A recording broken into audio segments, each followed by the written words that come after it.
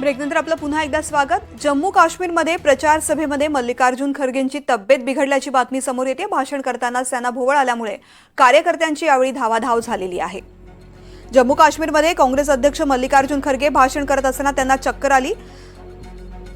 जसरोटा विधानसभा क्षेत्रात बरनोटीमध्ये स्टेजवरती बोलत असताना ते बेशुद्ध झाले। त्यावेळी लगेचच कार्यकर्त्यांनी पुढे सरसावत त्यांना आधार दिला। मात्र काही वेळासाठी भाषण थांबवण्यात आलं। थोडी विश्रांती घेतल्यानंतर खरगे पुन्हा बोलू लागले। मात्र त्यांना पुन्हा अस्वस्थ वाटल्यामुळे भाषण थांबवावं लागलं।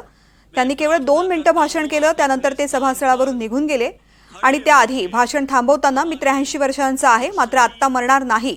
जोपर्यंत मोदींना सत्तेमधून खाली खेचत नाही तोपर्यंत मरणार नाही असंही त्यांनी म्हटलं।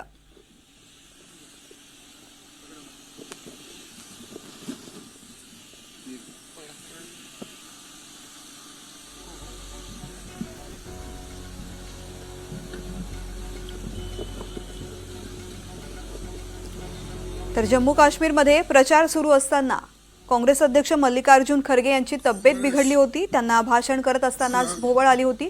कार्यकर्ते लगबगीने उठले आणि त्यांना आधार दिला। मल्लिकार्जुन खरगे थोडा वेळ थांबले, पाणी प्यायले, थोडीशी विश्रांती घेतल्यानंतर पुन्हा बोलू लागले। मात्र केवळ 2 मिनिटंच भाषण करणं त्यांना शक्य झालं। अस्वस्थ वाटत असल्यामुळे भाषण थांबवण्याची त्यांच्यावरती वेळ आली। 2 मिनिटंच भाषण त्यांनी दिलं आणि त्यानंतर ते सभास्थळावरून निघून गेले। मात्र त्यानंतर सभास्थळावरून जाताना मी 83 वर्षांचा आहे, मात्र आत्ता मरणार नाही। जोपर्यंत मोदींना सत्तेमधून खाली खेचत नाही तोपर्यंत मरणार नाही असं त्यांनी कार्यकर्त्यांना सांगितलं।